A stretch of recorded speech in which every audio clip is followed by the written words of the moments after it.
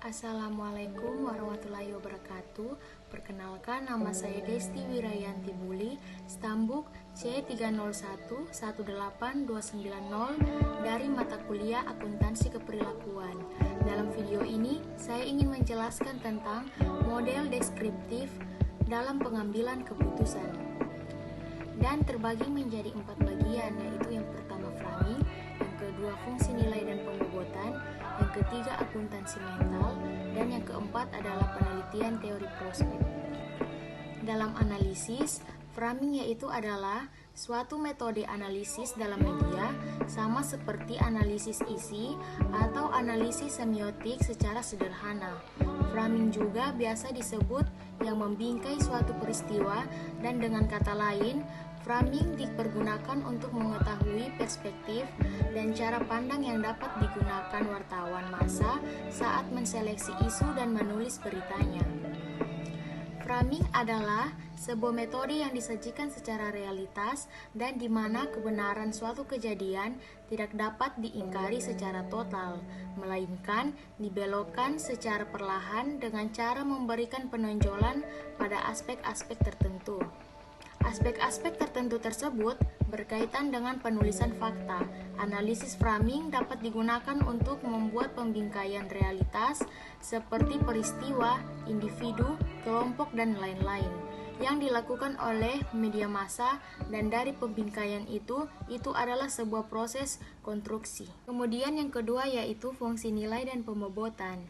Para ahli seperti Kahneman dan Tversky mencobai membuat penjelasan dalam kecenderungan subjek dari masalah di atas. Penjelasan ini merupakan ciri-ciri teori prospek. Yang pertama yaitu hasil atau outcomes diperlihatkan di dalam bentuk deviasi positif atau gains atau deviasi negatif atau loss dari satu titik referensinya yang netral dan dianggap bernilai nol.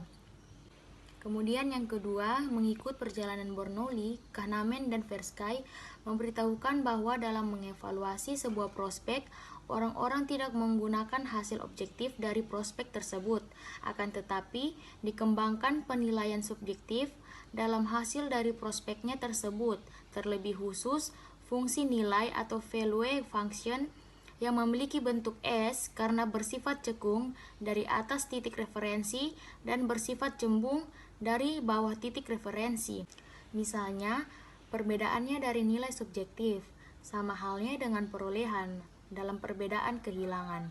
Tambahannya, tanggapan terhadap kehilangan lebih ekstrim daripada respon dari perolehannya, sehingga membuat kurve untuk perolehan atau gains. Jadi, rasa yang tidak menyenangkan karena dari kehilangan uang dalam jumlah tertentu kadang lebih besar daripada merasakan senang karena mendapat uang yang juga besarnya sama dengan jumlahnya.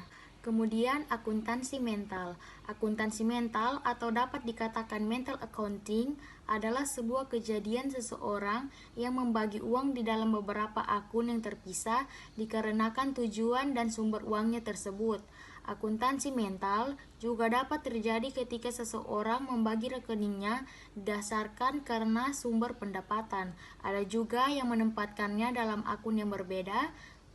Selain itu, ada juga yang membuat secara virtual, dan ada juga dalam catatannya sendiri. Maka dari itu, ternyata sumber uang mempengaruhi uang nantinya yang digunakan.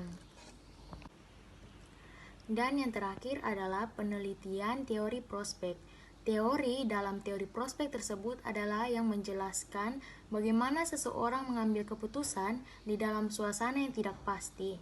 Bisa juga dikatakan teori prospek adalah proses membuat keputusan sendiri atau individual dan yang berlawanan dengan pembuatan atau pembentukan harga yang sering terjadi di dalam ilmu ekonomi.